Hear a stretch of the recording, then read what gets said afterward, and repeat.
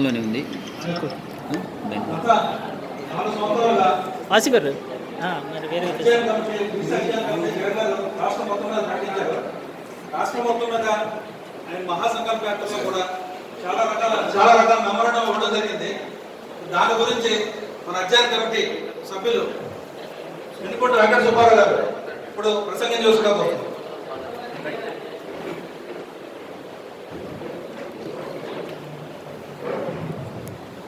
అందరికీ నమస్కారం. విశ్వ బ్రాహ్మణ ఆత్మీయ సమావేశానికి విచ్చేసినటువంటి ప్రతి ఒక్క సోదరుడికి ముందుగా నా నమస్కారాలు తెలియజేసుకుంటున్నాను. అలాగనే మనకి ముఖ్య అతిథులుగా వచ్చినటువంటి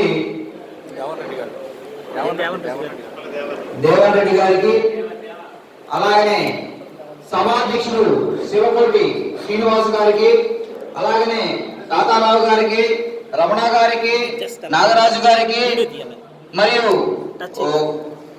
ముత్యమాచారి గారికి, బ్రహ్మం గారికి అందరికీ హృదయపూర్వక నమస్కారాలు తెలియజేసుకుంటూ, ఈరోజు పంచవృత్తుల్లో బతుకుతున్నటువంటి విశ్వ బ్రాహ్మణ సోదరులారా, మనకి చెల్లింది ఈ చేతిలో ఏ రోజులున్నా కానీ మనం పుట్టి వాళ్ళలాగానే ఉంటాము. మనం 5 వృత్తులని చెప్పి 5 వృత్తుల్లో బతుకుతున్నటువంటి మనం కమ్మరం, కంచరం, వడ్రంగి, శిల్పకార, స్వర్ణకార వృత్తుల్లో ఉన్నటువంటి మనకి ఈ ప్రభుత్వాలు ఏం చేసింది అనేది మనము గమనించుకోవాల్సినటువంటి ఆవశ్యకత ఉంది. 2014 ఎన్నికల్లో చంద్రబాబు నాయుడు గారు టీడీపీ మేనిఫెస్టోలో మన గురించి కొన్ని అంశాలు పెట్టడం జరిగింది. అవి చేశారా లేదా అనేది మనం తెలుసుకున్న తర్వాత మనం ఎందుకు వైఎస్ఆర్ కాంగ్రెస్ పార్టీకి మద్దతు ఇస్తున్నాం అనేది ప్రతి ఒక్కరూ మనం తెలుసుకోవాల్సినటువంటి ఆవశ్యకత ఉంది. అలాగనే ఈరోజు 2014 ఎన్నికల్లో స్వర్ణకారులకు పోలీసు వేధింపుల నుంచి విముక్తి చేయడానికి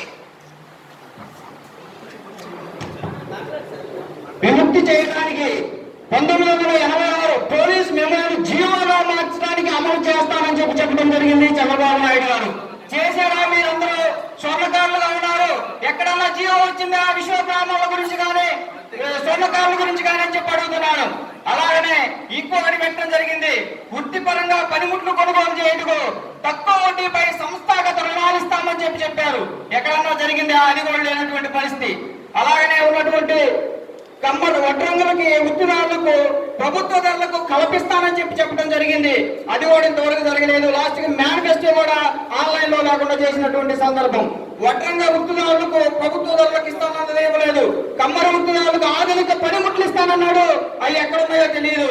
ఈ రాష్ట్రంలో ఉన్నటువంటి శిల్పకారుల్ని, రాష్ట్రంలో జీవనాధారంలో ఉన్నటువంటి దేవాలయాలను పునరుద్ధరించి శిల్పులకు ఎండోమెంట్ డిపార్ట్మెంట్ ద్వారా ఉపాధి అవకాశాలు కల్పిస్తానన్నాడు చంద్రబాబు నాయుడు గారు, అది కూడా లేదు. కానీ ఈరోజు ఒకటే చెప్తున్నాను, మనకి అప్పుడు మన స్వామి వివేకానంద గారు చెప్పారు, 100 మంది కండలు తిరిగినటువంటి యువకుల్ని నాకు అప్పచెప్పండి, ఈ దేశ చరిత్రను మారుస్తానని చెప్పాడు. నేను మిమ్మల్ని ఒకటే మాట అడుగుతున్నాను, 10 మంది ప్రతి నియోజకవర్గం నుంచి మంచి యువకుల్ని అప్పచెప్పండి. వైఎస్ఆర్ కాంగ్రెస్ పార్టీ ద్వారా మన చరిత్రలో మన భవిష్యత్తు మారబోతుందని చెప్పి ఈ సభాముఖంగా తెలియజేస్తున్నాను. అలాగే ఈరోజు తెలుగుదేశం పార్టీ అనేది ఎప్పుడో చచ్చిపోయింది. ఎలాగంటే 1982లో స్టార్ట్ చేసినటువంటి తెలుగుదేశం పార్టీ మనకి 2 ఎమ్మెల్యే టికెట్లు ఇవ్వడం జరిగింది. అది మీ అందరికీ తెలిసిన విషయమే.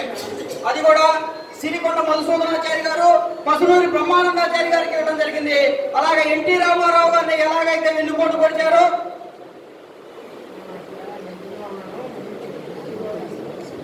తర్వాత ఎన్టీ రామారావు గారిని ఎలాగైతే వెన్నుపోటు పొడిచాడో చంద్రబాబు నాయుడు, అలాగనే విశ్వ బ్రాహ్మణులకి వెన్నుపోటు పొడిచారంటంలో ఎటువంటి సందేహం లేదని చెప్పి కూడా ఈ సభాముఖంగా తెలియజేసుకుంటున్నాను.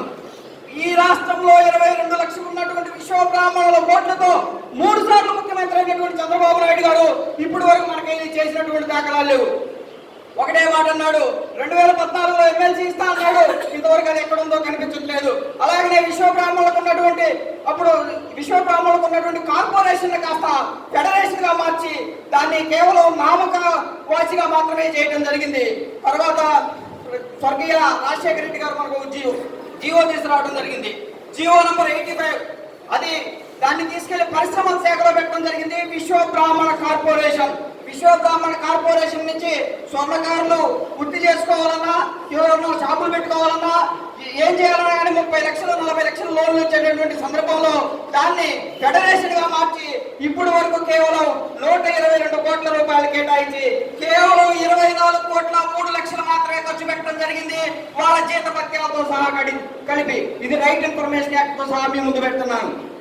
ఇలాంటి సందర్భంలో ఈ రోజు మనము జగన్మోహన్ రెడ్డి గారికి దేనికి మద్దతు ఇవ్వాలి, అలాగనే ఇక్కడ నాగిరెడ్డి గారికి దేనికి మద్దతు ఇవ్వాలంటే జగన్మోహన్ రెడ్డి గారు స్పష్టంగా చెప్పడం జరిగింది. మనం ఈ మధ్య కాలంలో చూసాం, బ్రహ్మంగారి మఠంలో 30,000 మందితో సమావేశం ఏర్పాటు చేస్తే కనీసం చంద్రబాబు నాయుడు విశ్వ బ్రాహ్మణులు అని మాట్లాడినటువంటి వ్యక్తి ఎవరన్నా ఉన్నారంటే కేవలం చంద్రబాబు నాయుడు గారు మాత్రమే.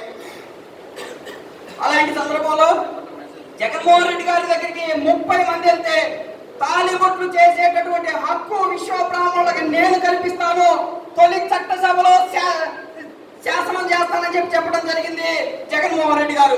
అలాగనే మనకు ఒక ఎమ్మెల్సీ ప్రకటించడం జరిగింది. అలాగనే విశ్వ బ్రాహ్మణ ప్రత్యేక కార్పొరేషన్ ఇస్తానని చెప్పడం జరిగింది. అలాగనే అనేక రకమైనటువంటి మీకు ఇంకా ఏమైనా సమస్యలు ఉంటే చెప్పండి అన్నగారు, నేను చేస్తానని చెప్పినటువంటి వ్యక్తి కేవలం జగన్మోహన్ రెడ్డి గారు మాత్రమే. లేదు చంద్రబాబు నాయుడు గారిని ఈ రోజు ఆలోచించుకోండి, మళ్ళీ 2019 ఎన్నికలు వచ్చినాయి, ఎక్కడన్నా విశ్వ బ్రాహ్మణుల గురించి మాట్లాడారా? మన హక్కులు కాపాడినటువంటి వ్యక్తులకు మనం ఓట్లేద్దామా, మీకేం కావాలనేటువంటి వ్యక్తికి మనం ఓట్లేద్దామా అనేది ఒకసారి మీరు ఆలోచించుకోండి.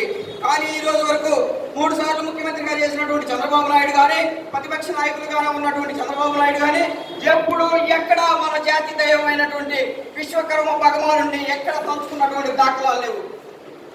కేవలం మన జగన్మోహన్ రెడ్డి గారు మీ జిల్లాలోనే విశ్వకర్మ జయంతి చేసిన తర్వాత మాత్రమే ఆ రోజు మళ్ళీ బూట్లు వేసుకొని మరి విశ్వకర్మకు దండేసినటువంటి వ్యక్తి ఎవరైనా ఉన్నారంటే కేవలం చంద్రబాబు నాయుడు గారు మాత్రమే. ఇలాంటి సందర్భంలో మనము ఎవరికి మద్దతు ఇవ్వాలనేది మీ అందరూ తెలుసుకొని, మీరు ఇక్కడ ఉన్నటువంటి నాగిరెడ్డి గారిని స్పష్టమైనటువంటి ఆధిక్యతతో కేవలం విశ్వ బ్రాహ్మణుల ఓట్లతోనే మేము గెలిచామని చెప్పుకున్నప్పుడు మనకి ఈ నియోజకవర్గంలో ఏం కావాలన్నా కానీ అన్నగారు వాళ్ళ రెడ్డి గారు వచ్చారు, వాళ్ళ ఆధ్వర్యంలో స్పష్టంగా చెప్తున్నాము, విశ్వ బ్రాహ్మణ కార్పొరేషన్ కి 100 కోట్లకి తగ్గకుండా కేటాయిస్తాడు జగన్మోహన్ రెడ్డి గారు. ప్రతి సంవత్సరం ప్రతి నియోజకవర్గానికి 1.5 కోటి వస్తుంది. 200 మందికి ప్రతి సంవత్సరం లోన్లు ఇవ్వడం జరుగుతుంది. అది బ్యాంకుతో సంబంధం లేకుండా అనేది సభాముఖంగా తెలియజేసుకుంటూ సెలవు తీసుకుంటాను.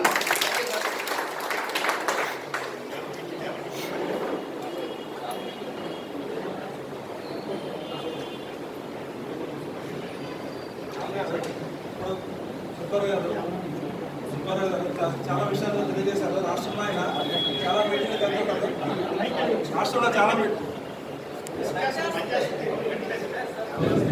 రాష్ట్రంలో చాలా చోట్ల తిరుగుతున్నారు ఆయన. జగన్మోహన్ రెడ్డి గారికి మద్దతుగా ఆయన చాలా మీటింగ్లు కూడా హాజరవడం జరుగుతుంది. ఇవాళ మా గాజువాకు వచ్చి మాకు అన్ని విధాలా సహకరించినందుకు ప్రత్యేక ధన్యవాదాలు. అయితే ఇప్పుడు దేవన్ రెడ్డి గారు మన అభ్యర్థి నాగిరెడ్డి గారు అబ్బాయి వచ్చారు, ఆయన ఇప్పుడు ప్రసంగిస్తారు. సభాధ్యక్షులకు అలాగే వేదిక పెద్దలు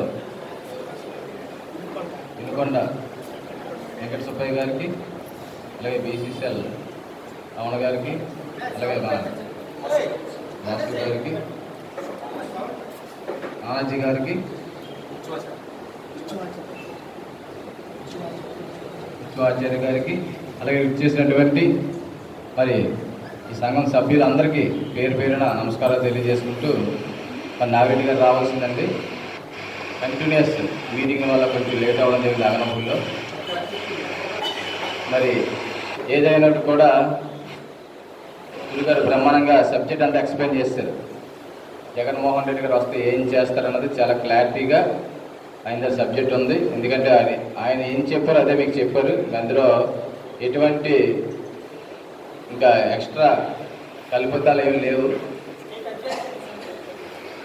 స్టేట్ విజ్ఞాన కమిటీ సభ్యులుగా ఆయనకు ఒక పూర్తి అవగాహనతో జగన్మోహన్ రెడ్డి గారు మీకు ఏటి ఇస్తారో, రాజకీయంగా ఏ విధంగా మీ యొక్క సంఘాన్ని డెవలప్ చేస్తారో, అదే వృత్తులకు ఎవ్రీ ఇయర్ ఏ విధంగా మీకు ఈ యొక్క సంఘానికి ప్రతి రాష్ట్రంలో ఎన్ని కోట్లు నిధులిస్తారన్నది చాలా క్లారిటీగా ఎక్స్ప్లెయిన్ చేశారు.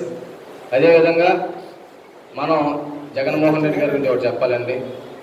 రాజశేఖర రెడ్డి గారు ఏ విధంగా కష్టపడి పాదయాత్ర చేసి అధికారంలోకి వచ్చారో, ఆయన నాన్నగారు బ్రహ్మాండ కార్యక్రమాలు, ఆరోగ్యశ్రీ కానీ, ఫీజు రియంబర్స్మెంట్ కానీ, అదేవిధంగా డ్వాక్రా సంఘాలకు లోన్స్ కానీ, హౌసింగ్ స్కీమ్స్ కానీ బ్రహ్మాండంగా చేశారు. ఆయన ఆ టైం స్వర్ణయుగంలా ఉండేది ఆయన పరిపాలించిన 5 సంవత్సరాలు.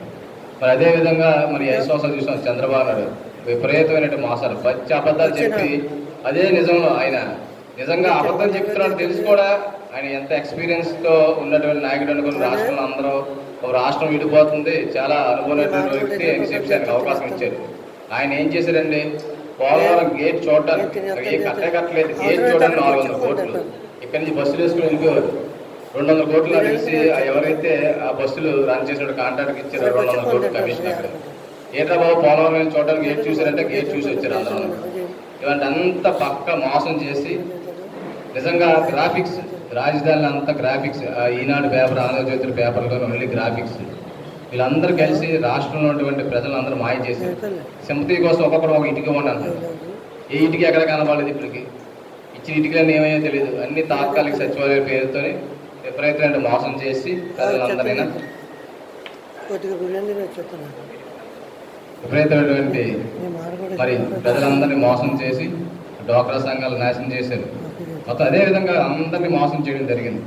మరి ఏదైనా కూడా రాబోయే రోజుల్లో జగన్మోహన్ రెడ్డి గారు 3450 కిలోమీటర్ల పాదయాత్ర చేసి అనేకమైనటువంటి సంఘాలతో కలిసి, అనేకమైనటువంటి ప్రజలతో కలిసి సమస్యలు మొత్తం ఈ రాష్ట్రంలో ఉన్నటువంటి ప్రతి సమస్య మీద పూర్తి అవగాహనతో ఆయన ఒక ఏ విధంగా ఏ ఊళ్ళో ఏ ప్రాబ్లం ఉంది, ఏ సంఘాలకు ఏ ప్రాబ్లం ఉన్నాయి, ఎక్కడెక్కడ ఏ వర్కర్స్కి ఏ ప్రాబ్లం ఉన్నదని చాలా క్లియర్గా ఆయన ప్రతి దాని మీద క్లారిటీతో ఉన్నారు ఆయన. మరి అదేవిధంగా స్థానికంగా ఉన్నటువంటి నాగిరెడ్డి గారు ఓడిపోయినప్పటికి కూడా నిజంగా 70 సంవత్సరాల వయసులో ఉన్నటువంటి వారు టికెట్ ఇచ్చారంటే బాజోకులు నిజంగా ఎంతోమంది టికెట్ అయ్యారు. కానీ జగన్మోహన్ రెడ్డి గారికి చెప్తాను, ఎందుకంటే ఎవరైతే సిన్సియర్గా వర్క్ చేస్తారో, ఎవరైతే డెడికేట్గా పార్టీ కోసం, అంతేకాని స్వార్థం కోసం కాదు, పార్టీ కోసం ఎవరైతే పనిచేస్తారో, ఈ బాజోకు టికెట్ 20 మంది అడిగారు. లేదు అక్కడ అన్న కష్టపడ్డారు, చాలా కష్టపడ్డారు అటువంటి వ్యక్తికి. ఎందుకంటే ఒకరోజు మన ఏలూరులో సభ జరిగింది, బీసీకి వచ్చిన సభ జరిగింది. సభ జరిగినప్పుడు నాగిరెడ్డి గారికి నుంచి హైదరాబాద్ ఫ్లైట్ ఎక్కి అటు నుంచి రిటర్న్ జగన్మోహన్ రెడ్డి గారితో హైదరాబాద్ నుంచి తిరిగి విజయవాడ ఎయిర్పోర్ట్లో దిగినప్పుడు పక్కన ఆర్ కృష్ణయ్య గారు ఉన్నారు. కృష్ణయ్య గారితో ఒకటే చెప్పారు ఏమన్నా జగన్మోహన్ రెడ్డి గారు, సార్ మా పార్టీలో రాజకీయ భీష్ముడు అంటే అయినా చాలా కష్టపడతారని చెప్పి జగన్మోహన్ రెడ్డి గారు ఆర్ కృష్ణయ్య గారు చెప్పడం జరిగింది. నిజంగా అంత, ఎందుకంటే మీకు ఒకటే చెప్తున్నా, ఆయన అంత క్లారిటీగా చెప్పారంటే రాజశేఖర రెడ్డి గారు 2007లోనే జీవీఎంసీ ఎన్నికలు జరిగినప్పుడు మా మిస్సెస్ నాగిరెడ్డి గారు ఇండిపెండెంట్గా దిగితే ఆ రోజుల్లో 2.5 కోట్లు ఇచ్చారు. ఎందుకంటే అప్పుడు జీవీఎంసీ మేయర్కి చాలామంది కార్పొరేట్ల సాయం కావాలి, 7 కార్పొరేట్లు కావాలి.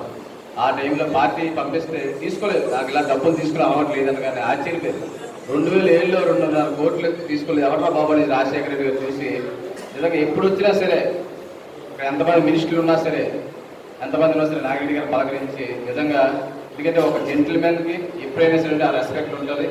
అదేవిధంగా మనకి విశాఖపట్నంలో ప్రైమ్ మినిస్టర్ వచ్చినప్పుడు కూడా సుబ్రహ్మణ్యరెడ్డి గారు, కొనతాల రామకృష్ణ గారు ఫాలోవర్గా నాగిరెడ్డి గారు దగ్గర నుండి వెళ్తున్నప్పుడు నాగిరెడ్డి గారిని ప్రధానమంత్రికి మోస్ట్ పవర్ఫుల్ కార్పొరేటర్ ఎక్స్ప్లెయిన్ చేయడం జరిగింది ఆ రోజుల్లో. అంటే ఒక కార్పొరేటర్ అంటే చాలా చిన్న పోస్ట్, అది చాలా చిన్న పోస్ట్ని ప్రధానమంత్రికి ఆ విధంగా ఎక్స్ప్లెయిన్ చేయవలసిన అవసరం లేదు. ఆ రోజుల్లో ఆ విధంగా ఎక్స్ప్లెయిన్ చేశారంటే నిజంగా ఆయన ఒక సిన్సియారిటీకి ఆ విధంగా ఆయన ఎక్స్ప్లెయిన్ చేయడం జరిగింది. మరి రాష్ట్రంలో అయితే మాత్రం వైఎస్ఆర్ పార్టీ ఫ్యాన్ గాలి విపరీతమైన స్పీడ్లో వస్తుంది. దాన్ని అయితే మాత్రం ఎవరు ఆపలేడు. ఈసారి చంద్రబాబు నాయుడు ఎన్ని కోరికలు కన్నా సరే ఈసారి మాత్రం మీ వాళ్ళు చెప్తున్నాం, మళ్ళీ రేపు మనం ఈ ఎలక్షన్ అయితే కొలుస్తాం కంపల్సరీగా 120+. అంటే అది ఎక్కడికైనా వెళ్ళొచ్చు. మరి స్వీప్ అయిపోతుంది రాష్ట్రంలో తెలిసి విపరీతమైనటువంటి అన్ని జిల్లాల్లో కూడా వైఎస్ఆర్ కాంగ్రెస్ పార్టీ స్వీప్ చేస్తుందని మనకు అన్ని సర్వేలు చెప్తున్నాయి. మన మీటింగ్ చూస్తుంటే ఆ మీటింగ్లో అర్థమైపోతుంది మనకి జనాలు ఏ విధమైనటువంటి స్పందన వస్తుందో జగన్మోహన్ రెడ్డి గారు. అలాగే స్థానికంగా ఉన్నటువంటి వ్యక్తి నాగిరెడ్డి గారు, పవన్ కళ్యాణ్ వచ్చినప్పటికి కూడా ఎక్కడ బెదవట్లేదు. మనం రాజయోగుల ప్రజలు కానీ ఎవరు భయపడట్లేదు. పవన్ కళ్యాణ్ అంత పెద్ద హీరో అయినప్పటికీ కూడా ఎవ్వరు భయపడలేదు. ఎక్కడ గాజోకులు వెళ్ళినా సరే కంపల్సరీగా నాగిరెడ్డి గారికి మనం సపోర్ట్ చేయాలి. గాజోకులు ఉన్నటువంటి ప్రతి మహిళలు కానీ, పెద్దవాళ్ళు కానీ చాలామంది అందరూ కలిపి నాగిరెడ్డి గారికి సపోర్ట్ చేయాలని ఒక తీర్మానం చేసుకున్నట్టుగా చూడండి, పల్లెటూరులో తీర్మానం చేసుకుంటాం. ఆ విధమైన తీర్మానం ప్రతి ఏరియాలో రన్ అవుతుంది. ఎందుకంటే మనకి జనసేనకి ఫైట్ తప్ప ఇక్కడ టీడీపీ 3వ ప్లేస్కి వెళ్ళిపోయింది. ఈ టీడీపీ గురించి ఎవరు మాట్లాడలేదు. అటువంటి ఫైట్లో కూడా అంత పెద్ద మెగాస్టార్, సూపర్ స్టార్, రే స్టార్ మనడు పవర్ స్టార్ వచ్చినప్పుడు కూడా గాజువాకలో ఎప్పుడో నిజంగా, ఎందుకంటే ఆయన 10 రోజులు వస్తారు. 10 రోజులు వచ్చిన తర్వాత తిన్నంగానే మళ్ళీ హైదరాబాద్ వెళ్ళిపోతారు. ఈ 10 రోజుల తర్వాత ఇక్కడ గాజువాకలో ఇక్కడ ఇల్లు తీసుకున్నారంట. జస్ట్ ఏదో జనాలు నమ్మించడానికి ఒక ఇల్లు తీసుకొని మళ్ళీ 10 రోజుల తర్వాత మళ్ళీ ఆయన హైదరాబాద్ వెళ్ళిపోతారు. నాగిరెడ్డి గారు అంటే రోజుకు 30-40 పెళ్లి కార్డులు వచ్చినా 5 సంవత్సరాలు నాకు తెలిసి 30-40 పెళ్లి కార్డులు వచ్చినటువంటి రోజులు నేను 20-30 సార్లు చూశాను. అది 30-40 పెళ్లి కార్డులు కూడా తెల్లారు 3 అయినా 4 అయినా 5 అయినా ప్రతి పెళ్లికి అటెండ్ అయ్యి వెళ్ళేటటువంటి వ్యక్తి జిల్లాలో నాగిరెడ్డి గారే చెప్తాను. ఎందుకంటే అంతా అది ఈ నియోజకవర్గం ఆ నియోజకవర్గం ఉండదు. ఏ నియోజకవర్గం అయినా సరే కార్డు వస్తే దగ్గరుండి అన్ని కవర్ చేసి మరి ఆ వయసులో ఆ విధంగా తిరిగినటువంటి వ్యక్తి జిల్లాలోనే ఉండదు. మరి అంత కష్టమైన వ్యక్తి మీ అందరికీ నమస్కరిస్తానండి. కంపల్సరీ